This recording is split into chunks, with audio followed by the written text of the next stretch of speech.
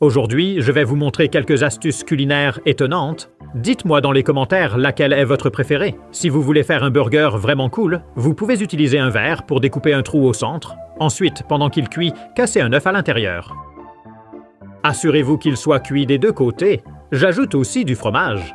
Et voilà, un hamburger incroyable. Coupez-le en deux et vous pouvez voir l'œuf à l'intérieur.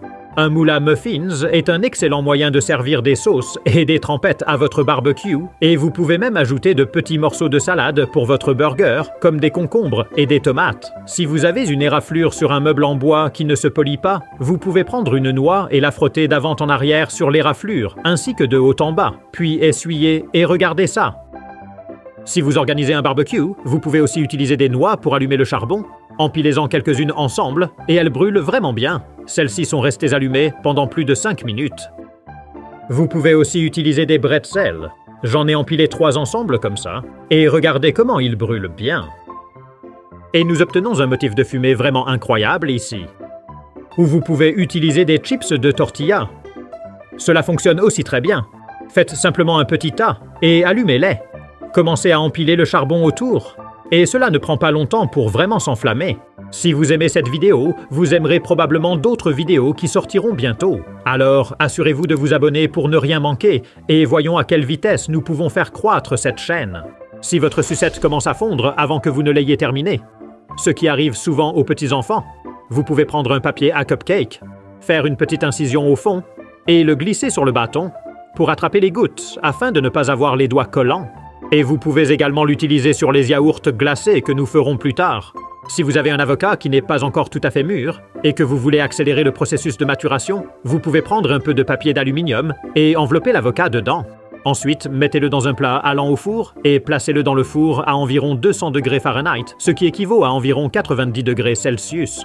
Chauffez doucement l'avocat, libère un gaz qui l'entoure et accélère son processus de maturation. Après environ 10 minutes, retirez-le, placez-le sur une grille de refroidissement et laissez-le refroidir complètement. Une fois refroidi, retirez le papier aluminium et il est prêt à être mangé. Coupez-le en deux, retirez le noyau et vous devriez maintenant le trouver mou, mûr et parfait à manger.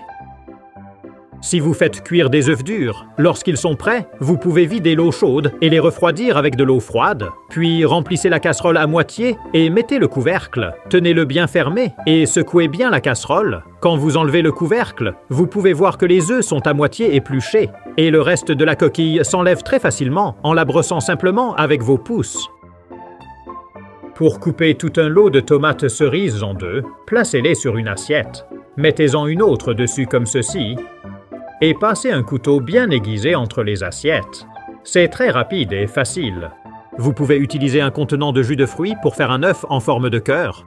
Épluchez un œuf dur, puis placez-le sur le contenant de jus de fruits que nous avons découpé pour qu'il ressemble à ceci. Ensuite, prenez une baguette et utilisez des élastiques à chaque extrémité pour la maintenir en place. Cela tire maintenant vers le bas et forme un creux en haut de l'œuf et une forme de V en bas. Laissez-le reposer au réfrigérateur pendant 1 heure ou 2, puis défaites-le, et il ressemble à ceci. Et quand nous le coupons en deux, vous obtenez cet incroyable œuf en forme de cœur, parfait à servir avec une salade.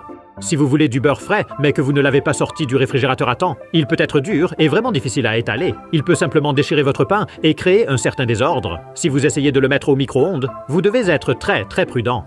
Ou vous pourriez vous retrouver avec du beurre tout fondu comme ça. Mais ce que vous pouvez faire, c'est prendre un verre, le remplir d'eau bien chaude et le laisser reposer 1 minute pour chauffer le verre. Ensuite, videz-le et séchez-le, puis placez-le à l'envers sur le beurre. Laissez-le là pendant quelques minutes pour que la chaleur du verre irradie autour du beurre et le réchauffe doucement. Et le beurre devrait maintenant être prêt à étaler. Il se prend beaucoup plus facilement sur le couteau. Et bien que ce ne soit pas tout à fait parfait, c'est beaucoup plus facile. Si vous préparez une pâte, mais que vous n'avez pas de rouleau à pâtisserie, vous pouvez utiliser une bouteille en verre à la place. J'ai enlevé l'étiquette et je la saupoudre de farine pour éviter qu'elle ne colle. Mais ça fonctionne vraiment bien.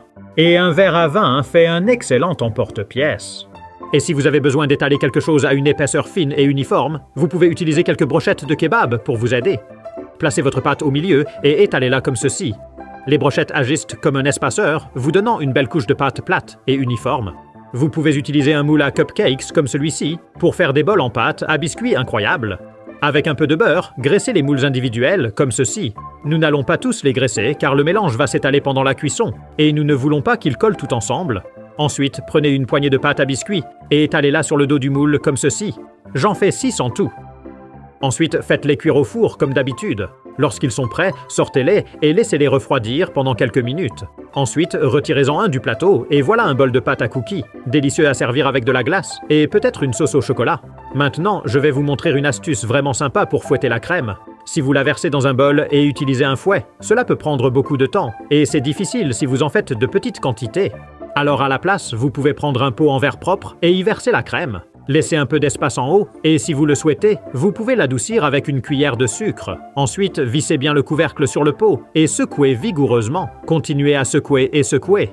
Et après quelques minutes, vous aurez préparé une délicieuse crème fouettée parfaitement. Elle est délicieuse et parfaite pour accompagner votre dessert, ou même dans un café. Et comme c'est déjà dans un pot à couvercle à vis, vous pouvez simplement mettre le couvercle et le ranger dans le réfrigérateur. Vous pouvez préparer un très bon dessert en coupant le haut d'une pomme. Ensuite, utilisez une cuillère pour les vider comme ceci. Laissez environ 1 cm d'épaisseur pour la paroi latérale. Puis, je remplis la mienne avec de la compote de pommes que j'ai faite plus tôt. Finalement, terminez avec votre garniture. Placez-les sur une plaque de cuisson, et j'en fais 4 au total. Ensuite, mettez-les au four et laissez-les cuire. Quand ils sont prêts, sortez-les et nous avons ces incroyables pommes crumble. Elles vont très bien avec de la glace.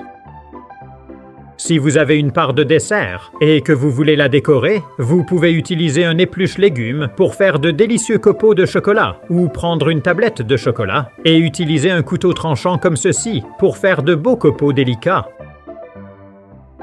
Une fois que vous en avez fait suffisamment, vous pouvez les saupoudrer sur votre dessert. Vous pouvez utiliser des cuillères à café pour préparer un bon goûter de yaourt glacé. Faites une fente au centre du couvercle de votre pot de yaourt, puis poussez une cuillère à café. Le couvercle aidera à la maintenir debout et au centre. J'ai fait cela avec les 6, puis je les ai placés au congélateur. Le lendemain, ils sont congelés et prêts à être mangés.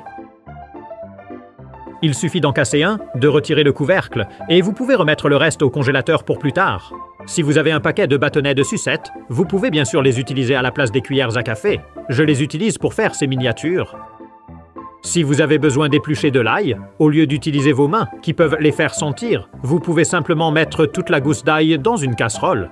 Placez le couvercle et maintenez-le enfoncé. Ensuite, secouez bien. Après quelques secondes, l'ail se casse et commence à éplucher les gousses. Secouez un peu plus et voyez comme ça fonctionne bien. Si vous cuisinez du riz et que vous voulez ajouter un peu plus de saveur, ajoutez simplement un cube de bouillon de légumes pendant la cuisson et mélangez-le. Vous pouvez utiliser un couteau bien aiguisé pour faire une coupe en spirale tout le long d'une orange afin de pouvoir la peler de manière vraiment cool. Ou couper autour du milieu et utiliser une cuillère pour séparer le fruit de la peau afin de l'ouvrir comme ceci.